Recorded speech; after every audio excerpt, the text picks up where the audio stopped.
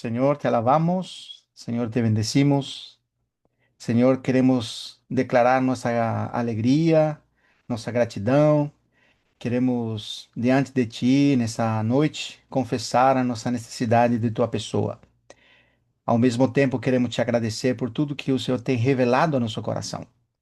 Oh, Senhor, obrigado porque cada dia que nós podemos te conhecer, mas conseguimos aborrecer o que vem da carne.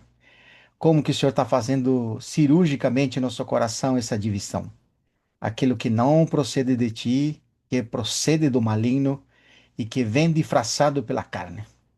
Mas também o Senhor tem separado no nosso coração aquilo que vem do Espírito, que vem de tua própria pessoa. Como te agradecemos, Senhor, por essa divisão maravilhosa que fez. Nos ensina, Senhor, a perseverar naquilo que o Senhor fez, a permanecer na fé, permanecer no Espírito e andar com esse coração de alegria e gratidão. Senhor, renova nossa fé, renova nossa consagração e essa fidelidade possa se manifestar cada dia, Senhor. Te pedimos nesta noite que tua palavra possa ser um martelo no nosso coração, uma espada que divida, que separa, Senhor, em nosso coração aquilo que não provém de ti, mas, Senhor, mostra claramente aquilo que procede de ti. Obrigado, Senhor, pelo testemunho do que nós podemos abordar nessa noite na igreja em Sardes. E como o Senhor, como sumo sacerdote, tem manifestado as obras que ela praticava. Ô Senhor, faça isso no nosso coração também, Senhor. Vem a expor, vem trazer luz no nosso coração e separar aquilo que procede da carne. Faça isso em nome de Jesus. Te pedimos, Senhor. Amém. Aleluia. Glória, Senhor. Maravilhoso. Vamos começar então lendo, né? Eu já abri aqui, eu vou começar a ler a igreja em Sardes, capítulo 3 do Apocalipse, né? Ao anjo da igreja em Sardes escreve: Estas coisas diz aquele que tem os sete Espíritos de Deus e as sete estrelas. Conheço as tuas obras, que tem nome de que vives e estás morto. Sê vigilante e consolida o resto que estava para morrer, porque não tenho achado íntegras as tuas obras na presença do meu Deus. Lembra-te, pois, do que tem recebido e ouvido, guarda-o e arrepende-te, porquanto se não vigiares, virei como ladrão e não conhecerás de modo algum em que hora virei contra ti. Tens, contudo, em Sardes algumas poucas pessoas que não contaminaram as suas vestes e andarão de branco junto comigo, pois são dignas. Ao vencedor será assim vestido de vestiduras brancas, e de modo nenhum apagarei o seu nome do livro da vida. Pelo contrário, confessarei o seu nome diante do meu Pai e diante dos anjos. Quem tem ouvidos, ouça o que o Espírito diz às igrejas. E nós tínhamos falado bastante, né, na reunião que nós desenvolvimos a igreja em Sardes, e ficou para nós assim muito forte, irmãos, como o Senhor, como aquele que se passeia no meio dos candeeiros, que é aquele sumo sacerdote que, por um lado, nós lembramos que ele, como sacerdote, não podia ser segundo a carne, porque ele era da tribo de Judá. E somente estava restrito à tribo de Levi e à descendência de Arão para se envolver com o sacerdócio. Que dirá então o sumo sacerdote? Então o Senhor estava longe de ser um sumo sacerdote, mas agora, depois da morte e ressurreição, ele foi designado por Deus sumo sacerdote segundo a ordem de Melquisedeque. E isso nos lembra, irmãos, que ele, como sumo sacerdote, foge do tradicional do que nós aprendimos outrora. Lembro de, irmãos, que nós, quando líamos, qual que era a função do sumo sacerdote? Ele tinha a incumbência de interceder pelo povo de Deus. Lembra que no seu peito ele tinha as 12 pedras representando a cada uma das tribos. Então, era muito significativo porque ele deveria carregar no coração o amor pelo povo de Deus, representado naquelas 12 tribos. Então, ele, como sumo sacerdote, ele tinha experimentado a fraqueza e era tomado dentre os homens. Por isso que quando você vê Arão, foi através de Arão que vem o sacerdócio. Quem foi Arão? Foi o pior dos pecadores. Se Paulo ele diz na Nova Aliança que se considerava o pior dos pecadores, como os irmãos acham que o Arão se considerava ser chamado sumo sacerdote? Não é uma boa pergunta? É interessante, não é?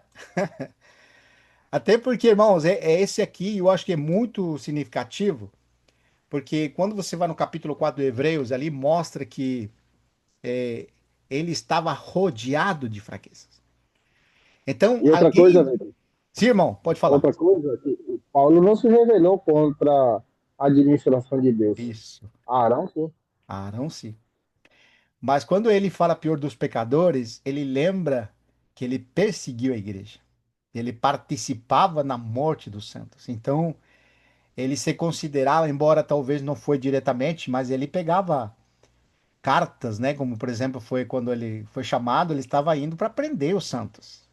Então, nós não temos o currículo dele, mas no capítulo 9 de Atos ele fala claramente isso aí. E ele despreza o passado dele, né? E eu acho que Arão também tinha esse coração. Só que Paulo, ele fez na sua ignorância, né? Ele fez em sua ignorância. Verdade, irmão. É isso mesmo. Agora, Arão fez categoricamente mesmo, né? Moisés subiu ao monte, e aí o povo pegou ele para ele fazer um Deus, né? E quando foi interrogado do que ele tinha feito, ele falou assim: Não, eu joguei isso ali no fogo e saiu isso, né? Mas quem que deu forma àquilo lá? Não foi ele. Então, quem deveria ser consumido em primeiro lugar era Arão, irmãos. Ele deveria passar pela espada, porque lembra que a ração daquela idolatria que estava fazendo o povo, o Moisés, que nesse momento a ira do coração tomou ele e jogou as pedras, e aquelas pedras que tinham os mandamentos de Deus, jogou no chão e quebraram elas. E aquele Moisés, que era um homem manso, da boca dele saiu, irmãos, da parte do Senhor. Quem estiver do lado do Senhor, tire a sua espada e mate esse irmão. Olha só, irmãos. Um homem mais manso, né? Você vê o que é. Então, aí você vê Arão. Eu acho que ele primeiro pegou a espada e começou a matar, né? Eu sempre imaginei isso, né? Mas a atitude dele de arrependimento. Então, o Senhor, olha só como que é impressionante, né? Como é que alguém podia se compadecer do outro se não provasse fraqueza? Ele mesmo, né? Rodeado de fraqueza, quer dizer, ele estava ciente de como Deus perdoou ele. Ele merecia morrer com aqueles, mas Deus poupou a vida dele. Logicamente que ele se arrependeu, não vamos confessar claramente, se arrependeu, Deus perdoou. Mas nesse contexto em que Deus chama ele para ser sumo sacerdote. E você vê que da casa de Arão foi progressiva, né? O sacerdote, o sumo sacerdote. O sumo sacerdote havia só da casa de Arão, que deveria ser da tribo de Levi, o resto para servir. Mas o foco aqui é trazer memória que foge do padrão do sacerdócio ou do sumo sacerdote segundo a carne, segundo o povo de Israel, ou segundo os homens. Agora, irmãos, nós temos um sumo sacerdote segundo Deus. Ele não está rodeado de fraquezas agora, irmão. Olha só, irmão. Mas como fala capítulo 4, versículo 16? Você lê para mim, irmão? Irmão Diego, capítulo 4, versículo. Acho que é o 14, né? De Hebreus, irmão. Capítulo 4, versículo 14. Ai, que lindo, hein?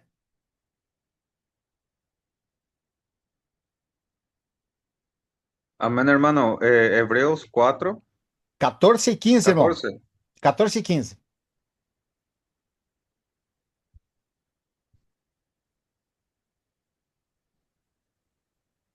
Un minuto.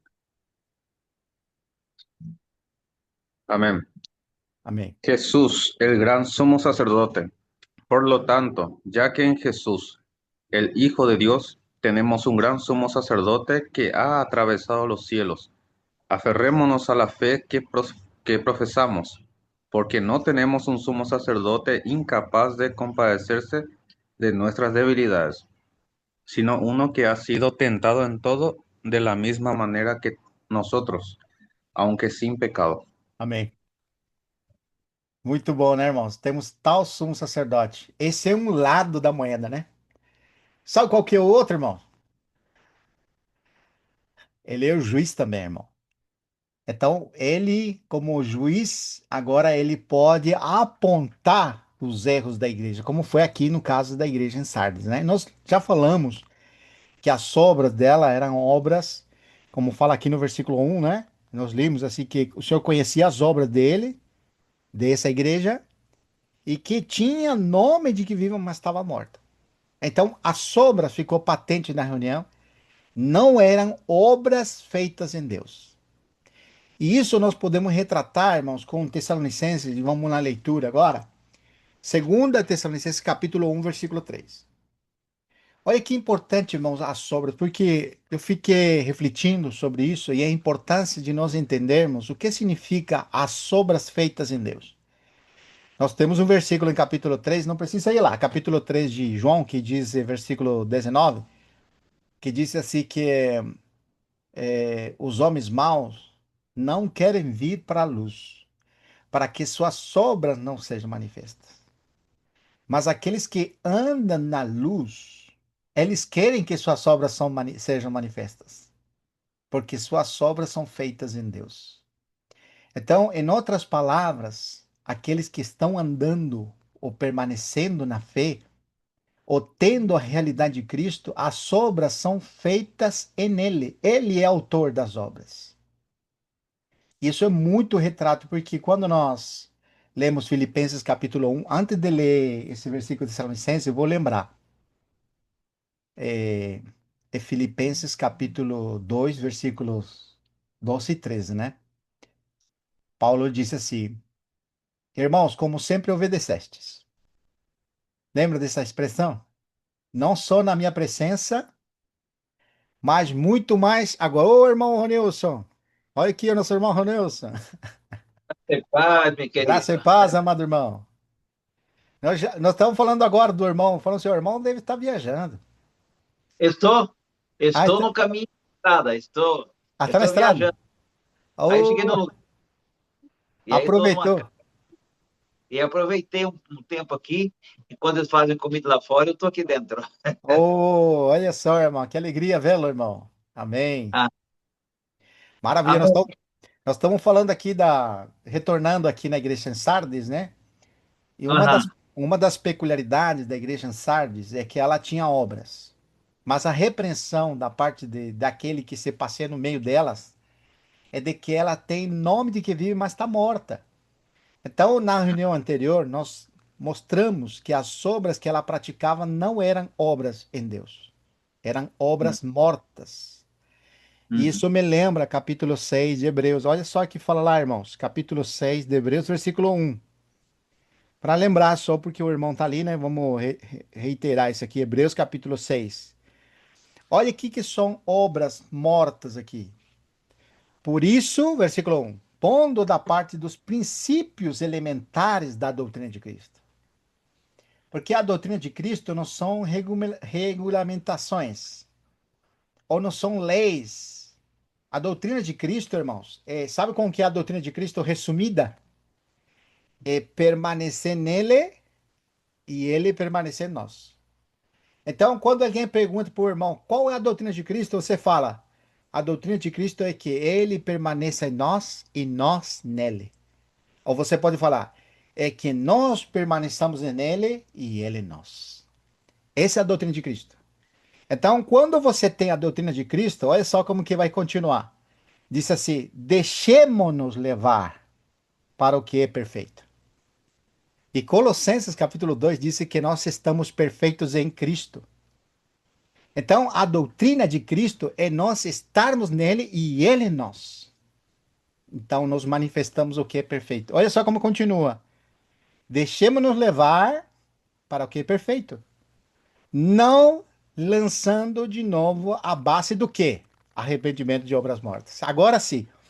Obras mortas, irmão, era aquilo que procedia do esforço humano. Quando Deus deu a lei para o povo de Israel e dizia todos esses 10 mandamentos, o que que o povo tentava fazer? Tentava cumprir. E toda vez que se ele deparava com a lei, o que a lei falava para essa pessoa que tentava cumprir? Você é um pecador, sem remédio.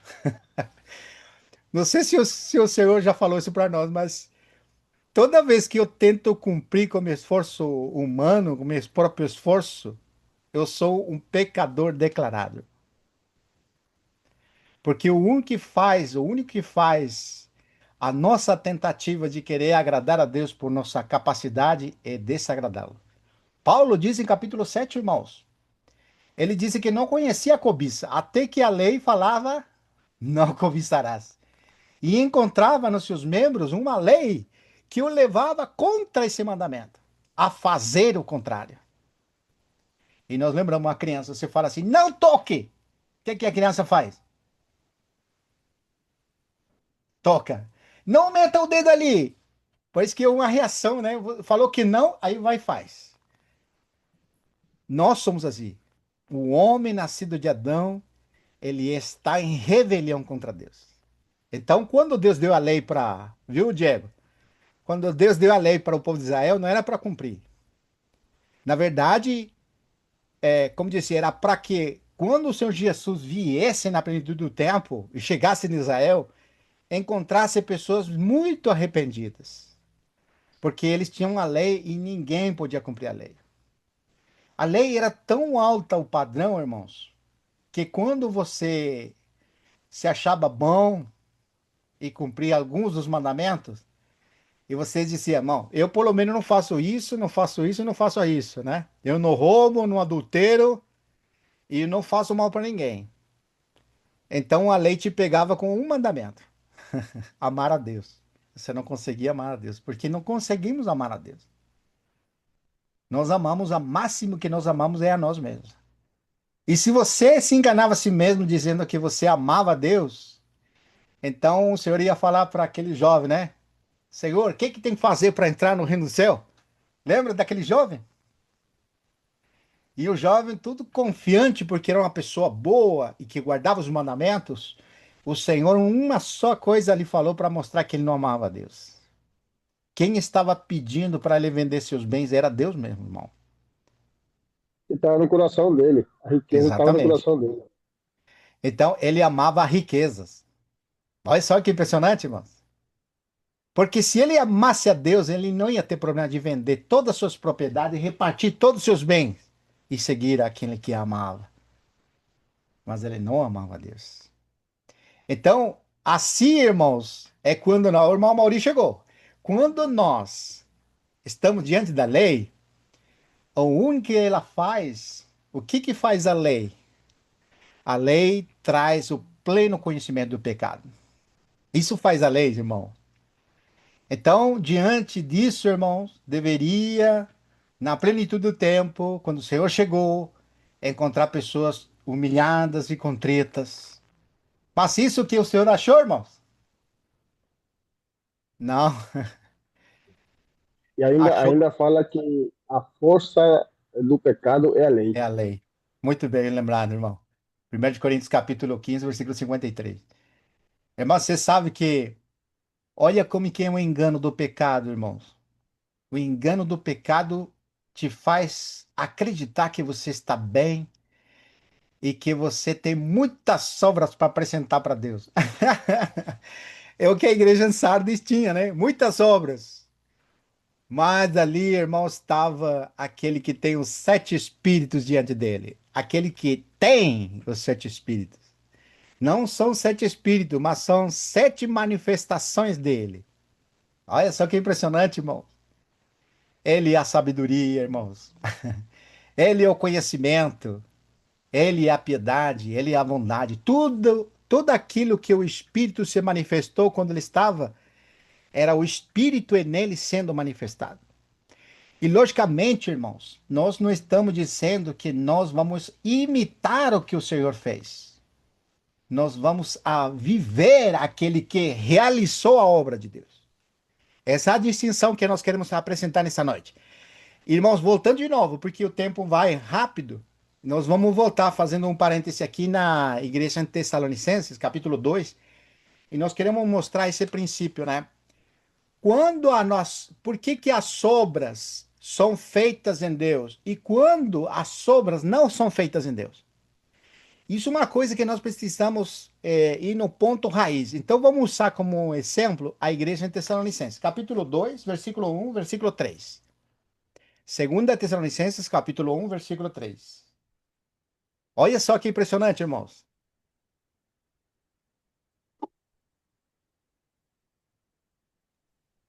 Irmãos, cumpre-nos dar. Não, assim não. Não é assim que não. Desculpa, irmãos.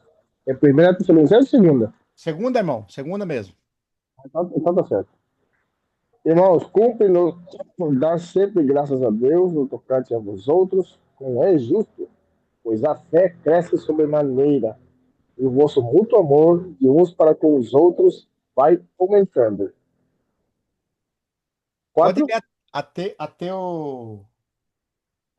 até o 5, irmão, por favor.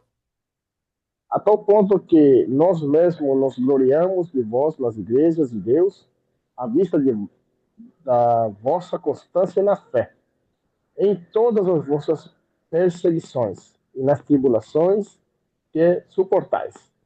Sinal evidente do reto juiz de Deus, para que sejais considerados dignos do reino de Deus, pelo qual, com efeito, estáis sofrendo. Tá bem. Glória a Deus. Tem um versículo em 1 de Pedro que não precisa ir lá, que eu vou ler, capítulo 5, versículo 10, que diz assim: Ora, o Deus de toda graça que em Cristo vos chamou à sua eterna glória, depois de ter sofrido. Tu vê, aqui a igreja fala assim, que estáis sofrendo, tempo presente deles. Mas aqui, depois de ter sofrido, o que que vai acontecer? Disse, por um pouco ainda, ele não disse que vai ser toda a vida, por um pouco você vai sofrer. Ele mesmo, o que que vai fazer ele mesmo? Vos há de aperfeiçoar. Mas a palavra, irmão, impressionante, né? Aperfeiçoar, firmar e fortificar e fundamentar. Quatro coisas. Ele mesmo vos há de aperfeiçoar, firmar, fortificar e fundamentar. Irmãos, quando nós lidamos com sofrimentos, é a maneira mais simples de provar as obras que estão sendo realizadas por nós, ou que nós estamos fazendo por meio do corpo. Então, a maneira com que o juiz, agora o sumo sacerdote, que é capaz de interceder por nossas fraquezas, ele mesmo, irmão, diante das provações, manifesta as obras, se elas são feitas em Deus ou se são feitas em nós mesmos. Então, quando nós lidamos com a igreja em Sardes, ela tinha nome de que vive,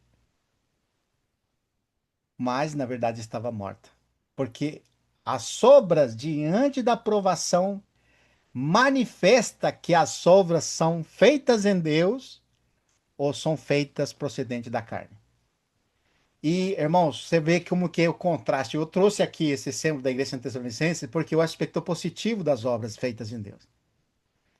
A primeira coisa que o apóstolo ressalta, não sei se os irmãos perceberam, voltando lá em Tessalonicenses, Tessalonicenses capítulo 1, versículo 3, né? Disse assim: Isso aqui é importante, irmãos, cumpre-nos dar sempre graças a Deus no tocante a vós outros, como é justo, pois vossa fé cresce. E estando desenvolver essa mensagem, irmãos, eu fiquei muito grato, porque a fé não é estancada. Ou seja, quando você vai na palavra etimológica fé, no Antigo Testamento você tem só um versículo que vai falar fé. Os irmãos lembram qual é? Abacuque 2:4. Em todo o Antigo Testamento, a palavra emuná, que é traduzido na Abacuque como fé, em nenhuma das passagens do Antigo Testamento é usado muitas vezes emuná, mas não é traduzido como fé. É traduzido, sabe como, irmãos? Fidelidade. Então, eu tenho um versículo aqui que eu gostaria de ler com os irmãos. Vamos lá, por favor. Abacuque não precisa, porque já lemos. Eis o soberbo e está próximo à sua queda, mas o meu justo viverá pela fé. Esse é Abacuque 2:4. O meu justo viverá pela fé. Paulo vai pegar essa frase, o justo viverá pela fé, e vai dizer lá em Romanos 1. Mas vamos lá daqui a pouco. Eu queria só ficar no Antigo Testamento. Olha só, Salmos 100, versículo 5. Salmos 100, versículo 5. Eu vou pedir para o irmão Ronilson ler para nós, por favor. Salmo 100, Salmo 100, e Versículo 5, depois irmão. 5. Diz assim: porque o Senhor é bom e a sua misericórdia dura para sempre, e de geração em geração a sua fidelidade. Amém. Sabe que palavra é fidelidade ali? Ah, Emuná. emuná. Emuná, que na Abacuque 2:4 traduz como fé. Para sempre é sua fé. Em Abacuque, ele fala que o justo viverá pela fé. Sabe como pode traduzir? O justo viverá pela sua fidelidade. A pergunta é: que fidelidade? A fidelidade da pessoa ou a fidelidade de Deus? De Deus. De Deus! Irmãos, é a fidelidade de Deus. Ele estabeleceu todas as coisas em Cristo Jesus. Todas as coisas convergem nele, irmão. Olha só que Deus maravilhoso que nós temos. Isso chama-se fidelidade. Isso chama-se fé. Então, a vida do crente que crê em Jesus Cristo e tem fé, ele se une à fidelidade de Deus. Então, essa fidelidade de Deus deve crescer no seu coração. Porque, debaixo de nenhum ponto de vista, ele é tolerante com a carne, irmãos. Ele não faz concessão com o homem carnal. Ele repreende o homem carnal. Como está fazendo aqui a igreja em Sardes. Deus está repreendendo uma igreja carnal. Porque suas obras eram carnais. As suas obras era o princípio de Caim. Os irmãos lembram as obras de Caim? Se nós formos à leitura, nós vamos lembrar que Caim trouxe do melhor do seu fruto. Mas Deus reprovou Caim e sua oferta. Isso é muito significativo, irmãos, porque as obras de Caim, a fonte do que ele estava praticando, ele era ele mesmo. Você vê como que é o princípio, né, irmãos? A obra que é feita em nós é reprovada. É impressionante, irmãos. A única obra que Deus aceita é aquele que ele é a fonte. Ele é o autor e o consumador da fé, da fidelidade, irmãos. Olha só que impressionante, irmãos. Glória a É Deus que por aí a essa fé não palavra. está em Deus, né? Repete, irmão. A fé não está em Deus. Isso. Que coisa. É porque quando você traz no Antigo Testamento, emuná, que é fidelidade, é traduzido como fé. Mas quando você vai no Novo Testamento, o Novo Testamento tem 244 vezes repetido a palavra fé. E é fitis, pitis, é a palavra, pitis. E a conotação justamente é procedente de Deus. Por isso, irmãos, quando nós estamos na fé, nós estamos nele. Fé é união a ele. Tem um versículo que o Carlos gosta muito, né? Que é 1 de Coríntios capítulo 6, versículo 17. Você lembra esse versículo, irmão Carlos?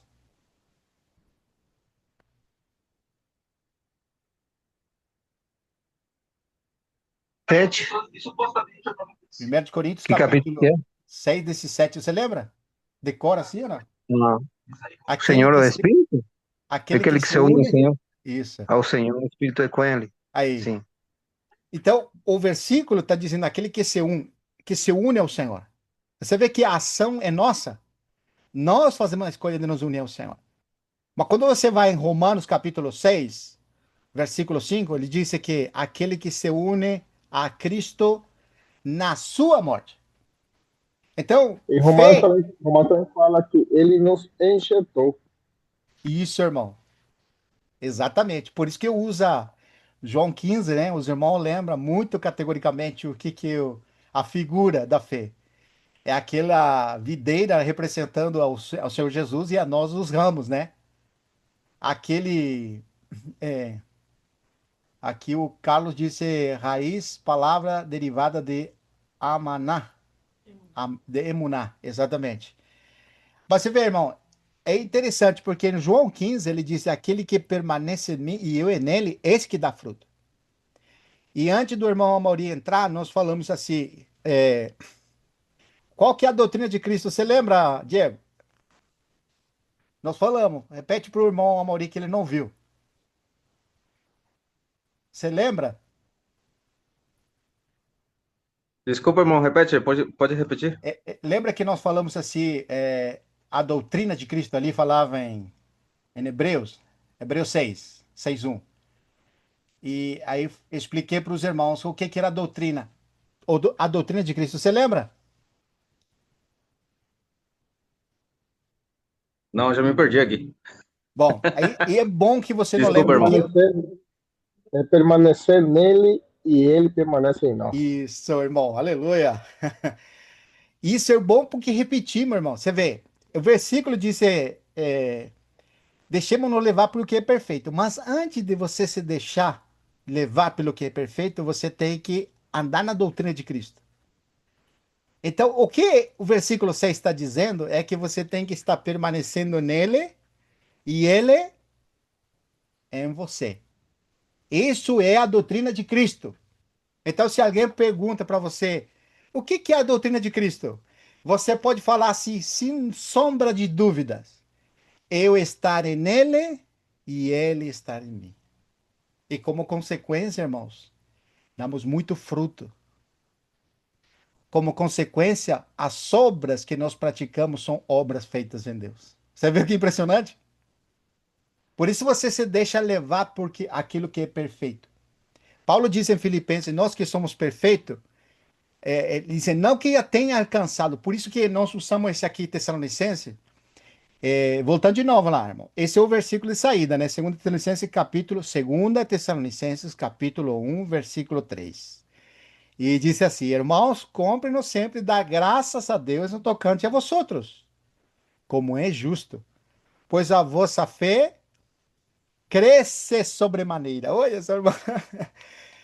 Isso aqui é muito, muito rico. Então, se você vê que a fé é nossa união com Cristo, o que que deve crescer então?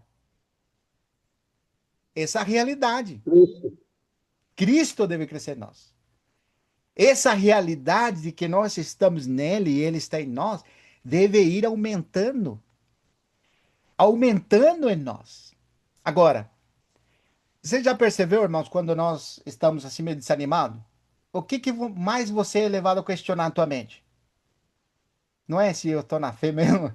Será que eu estou crendo mesmo? Quando alguém começa a se abalar, o que abala é a nossa segurança dessa união, irmãos. Por isso, irmãos, nós precisamos sempre reavivar aquilo que está em nós pela palavra, por meio da comunhão, por meio do Espírito. O Senhor vem sempre com lembrando daquilo que foi feito em Cristo. Então, o conteúdo da fé é uma pessoa, mas também a obra dele. Quando nós estamos nele, nós estamos unidos na pessoa de Cristo, mas também na obra que ele realizou.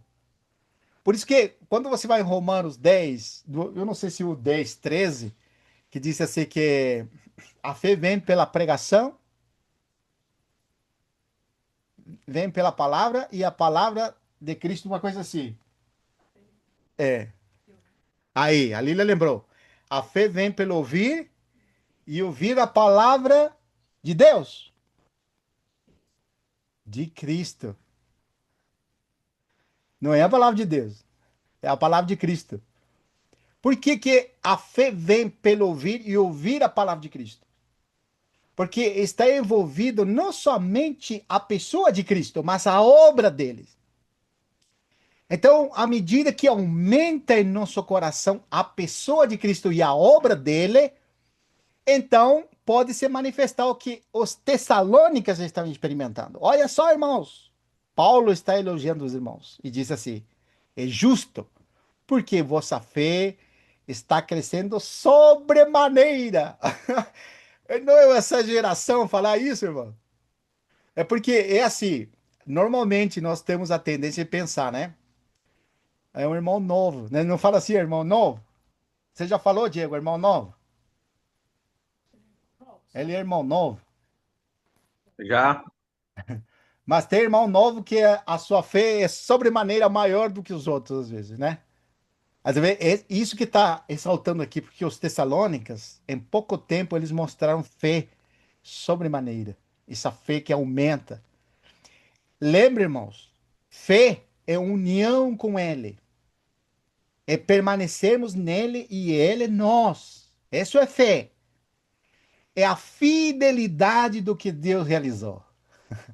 É que a fé Deus não é um sentimento, não é um sentimento, não é um não é sentimento. sentimento. Aí Não. que tá que esse sentimento Propagandia. pode variar, mas a fé não é isso, não. Isso, irmão. Glória a Deus por isso. Maravilhoso. A fé é uma escolha. Amém.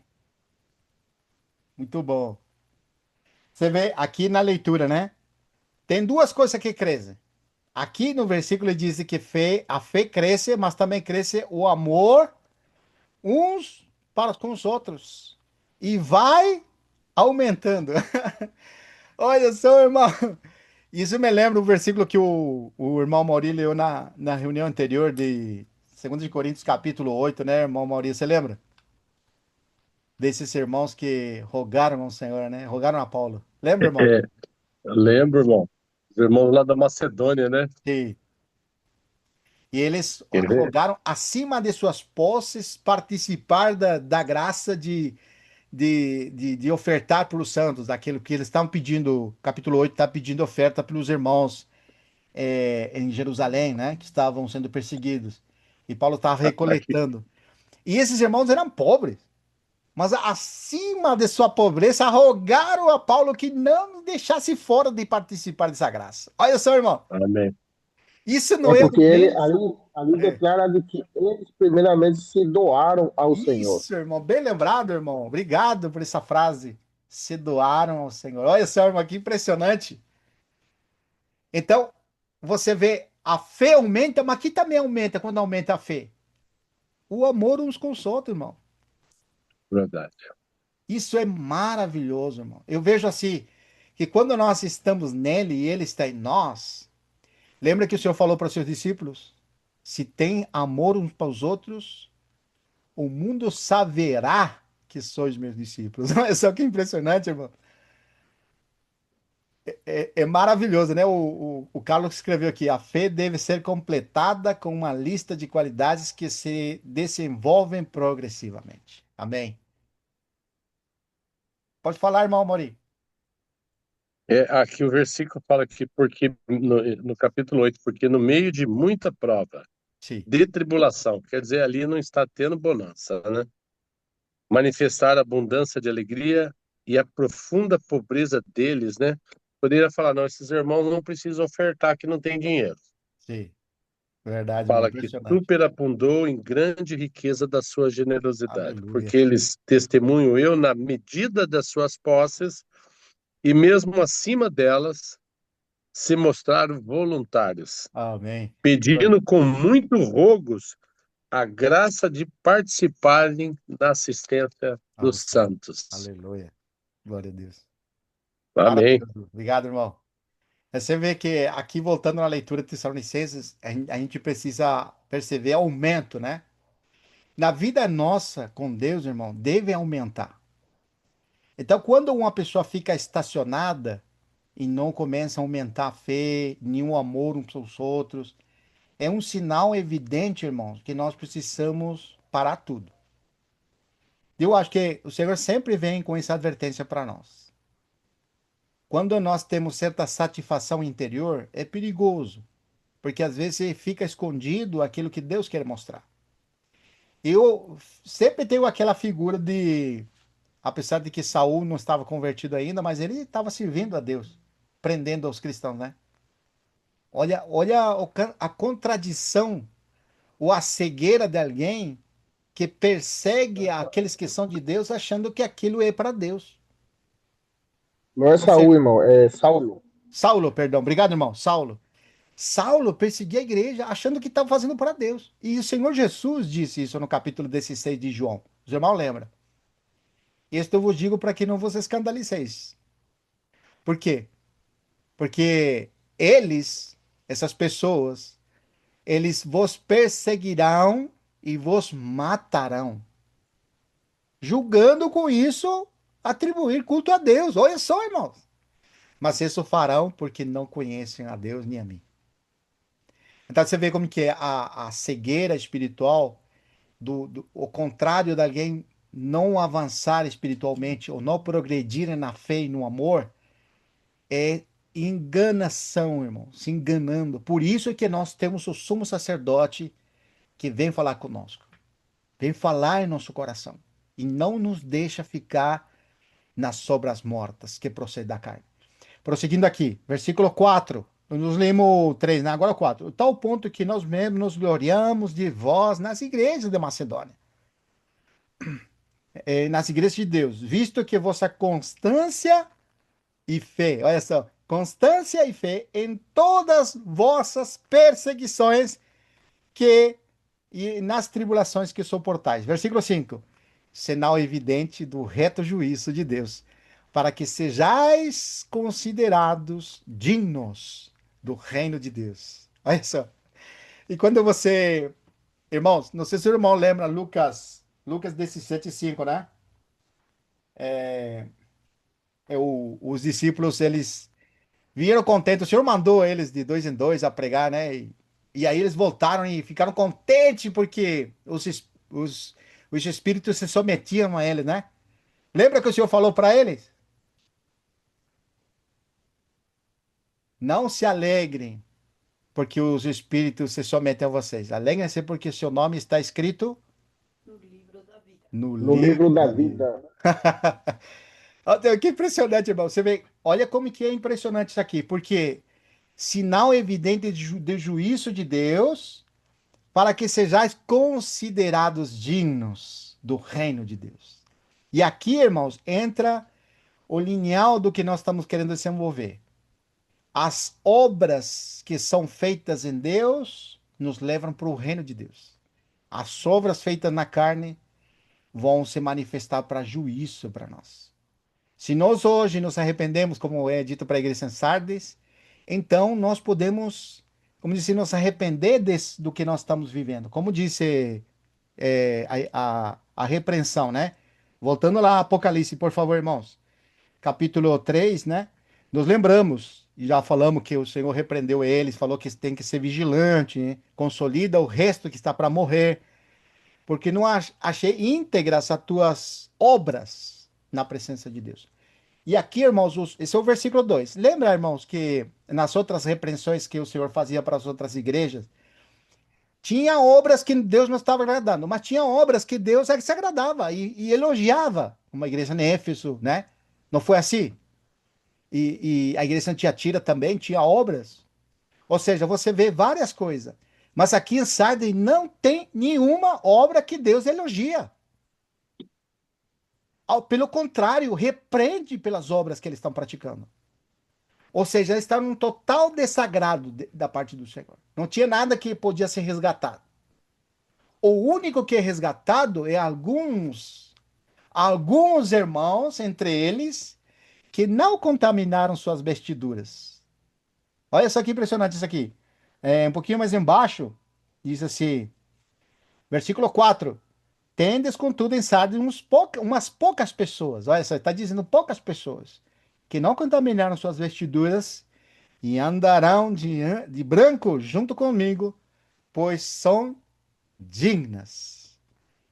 E isso, irmãos, é muito patente quando vem para nós a repreensão.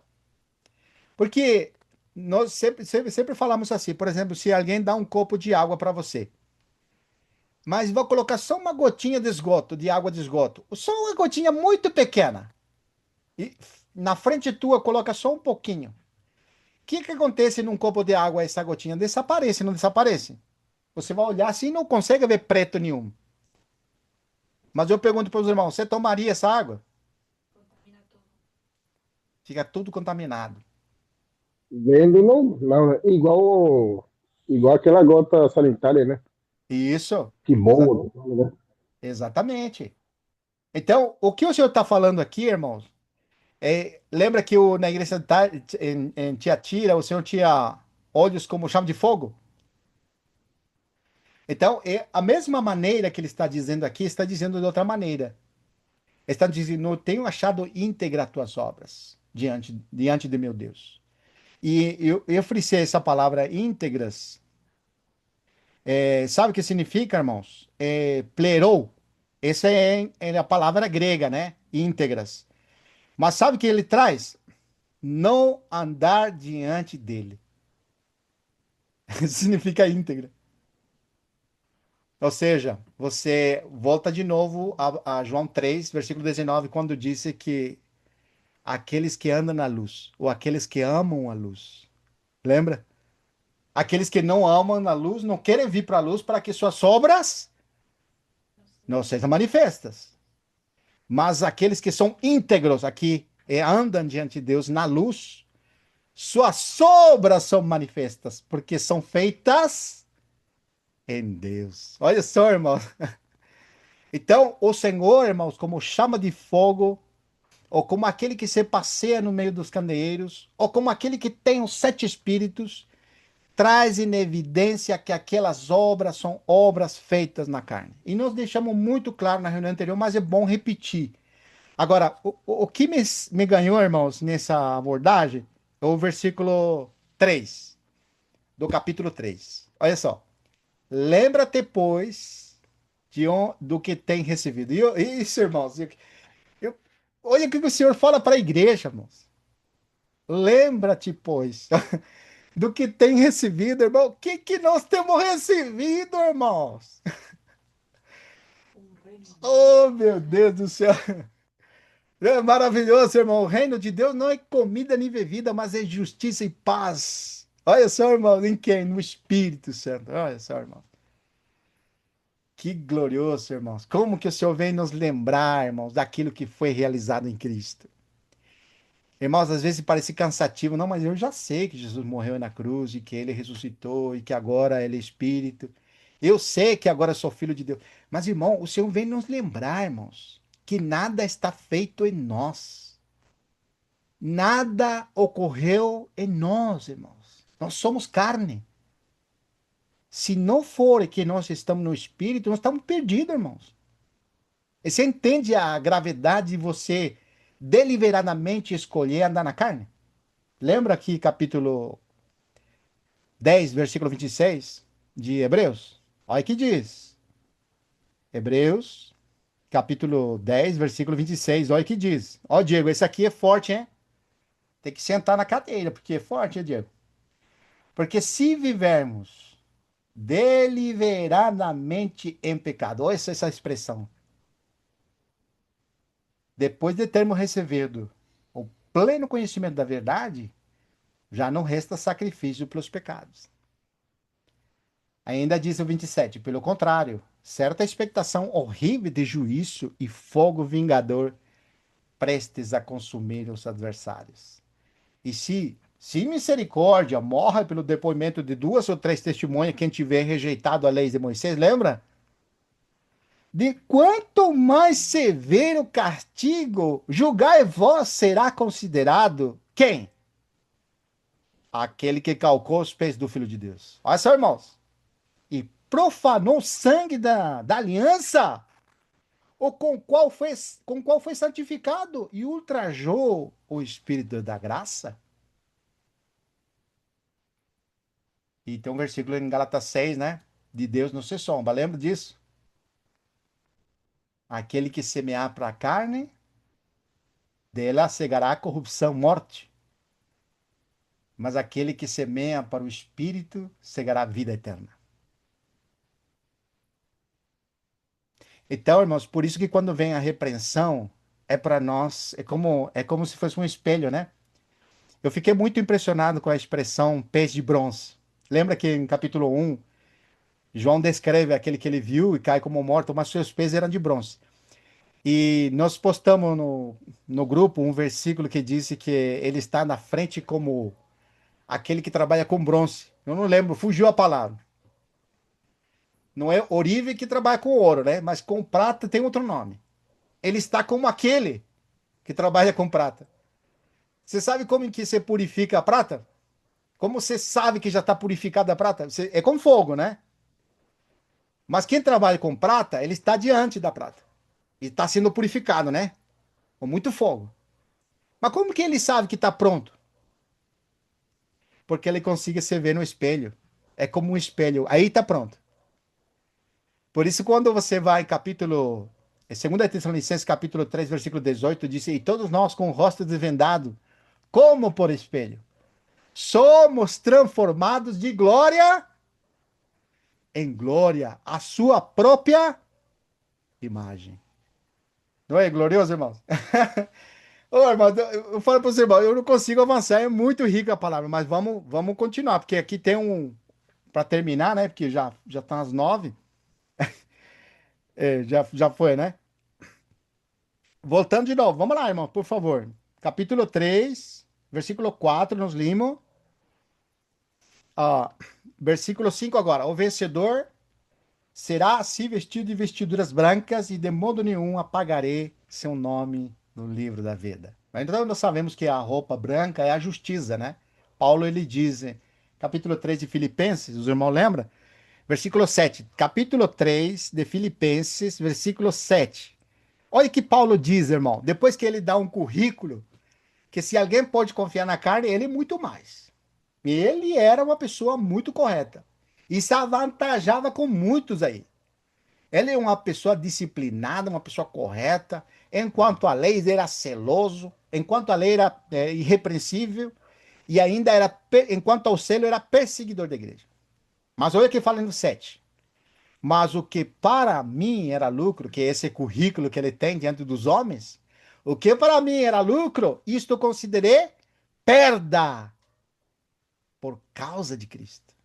Ou seja, não é por culpa dele, né? Não é por culpa de Cristo. Não, ele considera isso por causa dele. A causa é ele. Não é por culpa de Cristo. Entende a diferença? Que a gente quer lançar a culpa, né? Puxa, agora não tem mais atrativo, tem que deixar todas as coisas do mundo para seguir o Senhor. Não, ele abre mão daquilo que é mais precioso para ele, porque por causa de Cristo. Olha essa que rico, irmãos. Olha, e a gente tem que se fazer essa pergunta, não. Eu faço para mim. O que que eu deixo por causa de Cristo? Eu não tenho qualificações humanas nenhuma, irmão. Eu acho que o pior dos pecadores é uma expressão ainda pouca para mim. Mas Paulo, ele tinha muito de que se gloriar. Mas ele, por causa de Cristo, ele considerou tudo isso como, versículo 8. Se deveras considero tudo como perda, por causa da sublimidade. Olha como toma forma agora. É por causa de Cristo, mas agora ele vai falar pela sublimidade do conhecimento de Cristo Jesus, meu Senhor. Ai que rico, irmãos. Meu Senhor!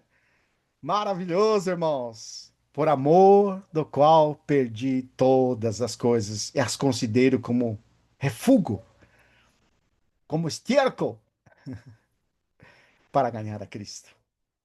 E ser achado nele, não tendo justiça própria que procede da lei, senão a que é mediante a fé, que procede de Deus, baseada na fé, irmão. Olha só que impressionante, irmão, porque é impossível aquele que se aproxima de Deus sem fé.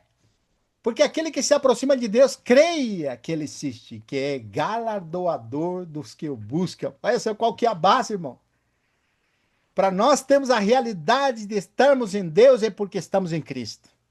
E isso ele fala em a oração que ele fala no João 17, né?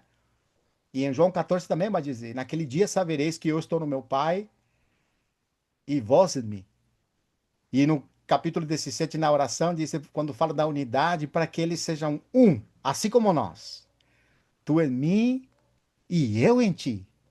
Assim também sejam eles em nós. Olha só, irmãos, ser achado nele, nessa unidade perfeita que nós temos em Cristo. Nós em Cristo temos tudo, irmãos. Nós temos Deus. Aleluia!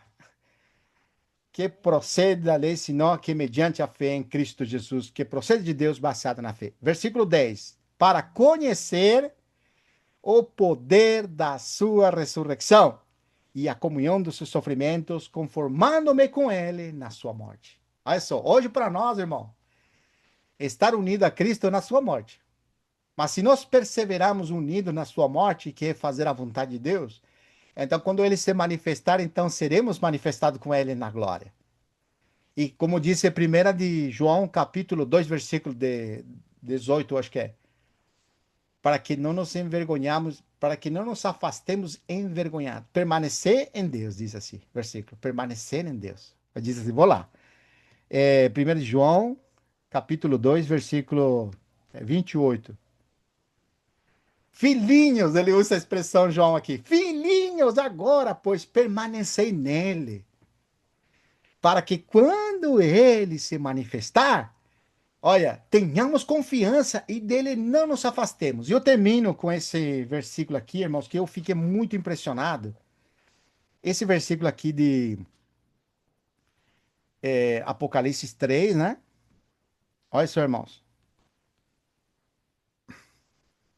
Esse versículo que diz,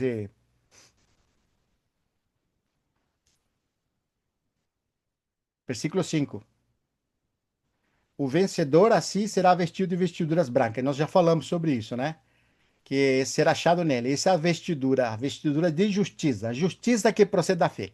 Agora, o que que é de nenhum modo apagarei o seu nome do livro da vida. Isso aqui é impressionante, irmãos. Mas eu não sei se vou desenvolver, irmãos, é muito comprido isso aí. Eu preciso pelo menos 10 minutos. Posso? 10 minutos ou mais tomar o tempo dos irmãos? Pode ir, irmão. Pode ir, tamo à vontade. Tá bom. Temos Eu, todo o tempo. Temos todo o tempo do mundo. Tá bom, irmão. opa, Tá bom. Ó, olha isso aqui interessante isso aqui, irmãos. Eu fiquei muito impressionado com isso aqui. Porque a gente imagina, né? Que você pega uma caneta e um caderno, né? Pega uma caneta e um caderno. E que Deus está lá com no livro da vida, que é uma folha, um caderno, né? E ali o livro, está escrito o nome dos irmãos que está na fé.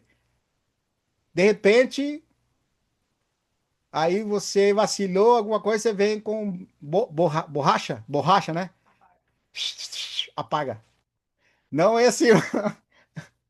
Eu imaginei sempre que era isso, mas não é assim, não, irmãos. Lembra da expressão o livro do Cordeiro? Olha, isso aqui é impressionante, irmão. Isso aqui é muito impressionante. Aqui tem um versículo que eu queria ler com os irmãos. Tem, na verdade, tem vários, né? Mas eu acho que é mais relevante. Vamos usar só os mais relevantes. Apocalipse 13:8. Vamos lá. Apocalipse 13:8. E adorá-lo-á. Pode ler, irmão Mauri? 13:8. E adorá-lo-ão todos que habitam sobre a terra, aqueles cujos nomes não foram escritos no livro da vida do Cordeiro, que foi morto desde a fundação do mundo. Olha só, irmão, que impressionante. Tá Então, vendo o verbo encarnado aí, irmão? olha só que. Nós ficamos impressionados com isso aqui. Porque o livro da vida tem um endereço. Qual que é o endereço? O Cordeiro. Cordeiro. Então, o Cordeiro é muito significativo no Apocalipse porque nos traz a conotação da obra de Cristo. Quando você fala da obra do Cordeiro, ou o livro da vida do Cordeiro, está dando a entender o que Jesus realizou na sua vida, na sua morte e na sua ressurreição. Por isso que quando nós estamos diante do o livro do Cordeiro, é o que ele realizou. Quando você está no livro da vida, é você está nele, irmãos. Isso está escrito, é uma figura de linguagem, não é um livro literal. Apesar, já vamos entrar lá capítulo 20 para você entender. Porque quando você vê no aspecto literal, você acha que no céu tem um livro lá escrito os nomes. Mas, assim como é muito figurado, no capítulo 4 vai mostrar o cordeiro ali, que tem 7 olhos, que tem 7 espíritos, lembra? Ali no capítulo 4 você fica até assustado, porque vai falar o cordeiro. Por que não fala logo o Senhor Jesus? Mas está mostrando o aspecto da obra de Cristo. O único, irmãos, e isso é importante, que nos livra da morte e da condenação é a obra do Cordeiro. O Cordeiro que foi morto antes da fundação do mundo. Pedro vai falar isso, que o sangue derramado foi antes da fundação do mundo. E quando o Senhor, lembra que o Adão e Eva pecaram e se cobriram com folhas? O que é que o Senhor fez? Sacrificou um animal. Não disse o cordeiro, mas nós sobreentendemos que é o cordeiro que ele fez o sacrifício, a figura do que na plenitude do tempo o Senhor realizaria, que é a sua encarnação, viver humano, morte e ressurreição. A obra do cordeiro é o livro da vida. O livro da vida, escrito, teu nome lá, é quer dizer que você está em Cristo. Quando você deliberadamente não quer mais Cristo, você automaticamente não tem a realidade do teu nome no livro da vida. Ou seja, você não está em Cristo. Agora, o que que nós precisamos entender? Olha só, irmãos, isso aqui vai ficar mais claro ainda. Tem um versículo aqui, eu gostaria pedir para o irmão Ronilson ler para nós. Apocalipse, capítulo 10, versículo 9 e 10. Olha só para vocês entenderem. Só um pouquinho. Apocalipse, capítulo o quê? 10, irmão. Versículo 9 e 10. Capítulo, versículo 9 e 10. 9 e 10. Perdão, é que estou aqui mesmo. 9 e 10. Apocalipse, capítulo 10, versículo 9 e 10. Isso, Isso irmão. mesmo, né? Sim. Fui, pois, ao anjo, dizendo-lhe que me disse que me desse o livro. Ele então me falou: toma-o e devora-o. Certamente ele será amargo ao teu estômago, mas na tua boca doce como o mel. Tomei o livro, tomei o livrinho, perdão. Tomei o livrinho da mão do anjo e devorei, e na minha boca era doce como mel.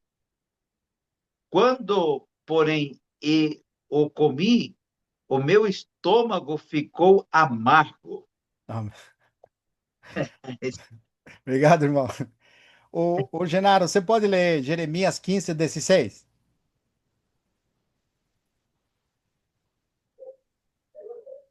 Tô indo lá. Tá bom.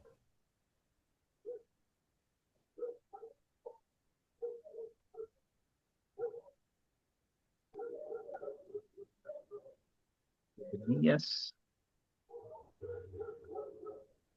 Achadas as tuas palavras, logo as comi. As tuas palavras me foram gozo e alegria para o coração, pois pelo teu nome sou chamado, ó Senhor, Deus dos exércitos. Olha só. Capítulo 15, 16, né? Sim. Ó, Isso. você vê o que que era o livrinho que comeu João lá no Apocalipse? De onde que tirou isso, né? Nós já temos a expressão em Jeremias 15, quando ele vai falar que Palavras, as as palavras, suas palavras. isso, irmão. Então, livrinho não é literal, irmãos. Não é que pegou um livro e a pessoa começou a comer, irmãos. Entende? São as palavras de Deus. Mesma coisa, teu nome está escrito no livro da vida do Cordeiro.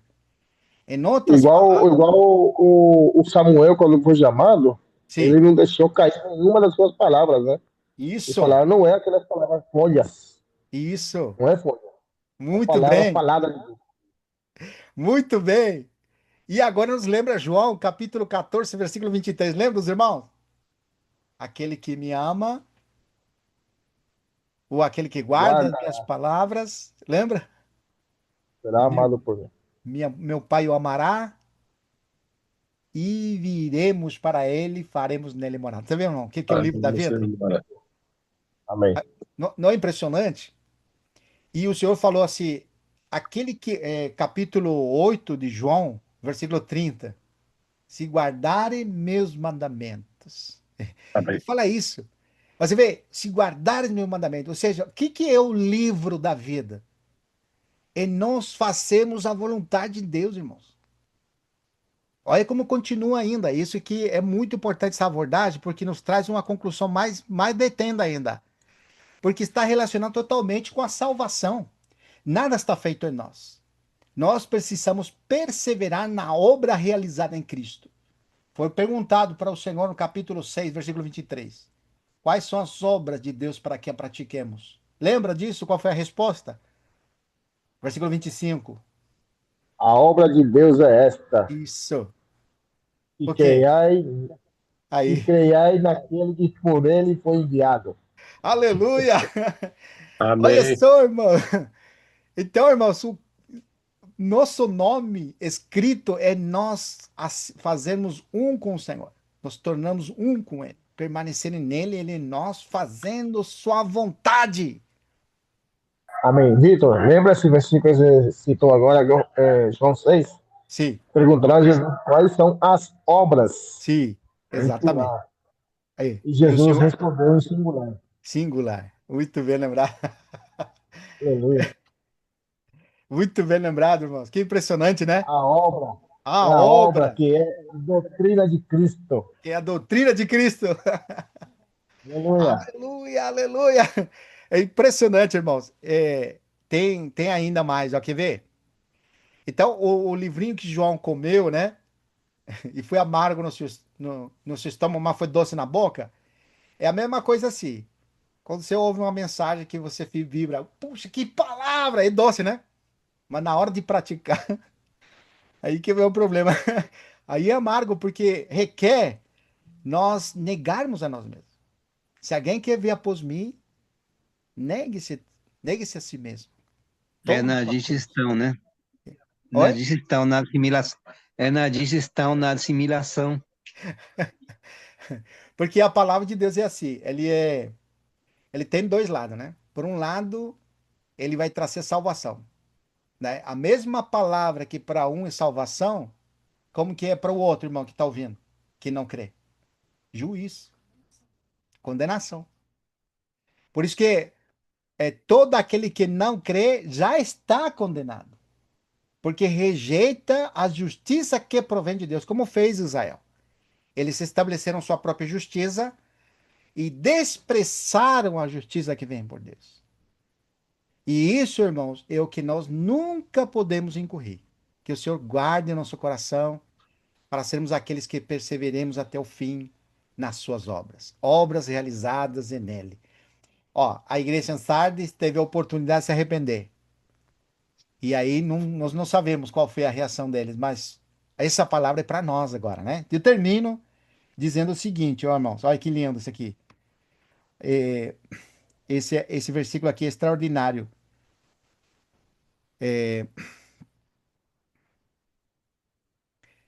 Fala assim: pelo contrário, confessarei seu nome diante do meu Pai e diante de seus anjos. Olha só, irmão. Isso aí, irmãos, é muito glorioso. Por que que o Senhor vai confessar seu nome diante do meu Pai? Porque na ressurreição, Ele, né? porque ele já tinha confessado Jesus na sua vida. Aleluia! Aleluia. Esse... Aquele que confessa, ele confessará o nome dele diante do meu Ale- Pai. Aleluia. Aleluia! Glória a Deus! Olha, que maravilhoso, irmão. Que o Senhor nos fortaleça e prossigamos firme no seguir ao Senhor. Deus seja louvado. Vou deixar os irmãos falarem aqui, tá bom?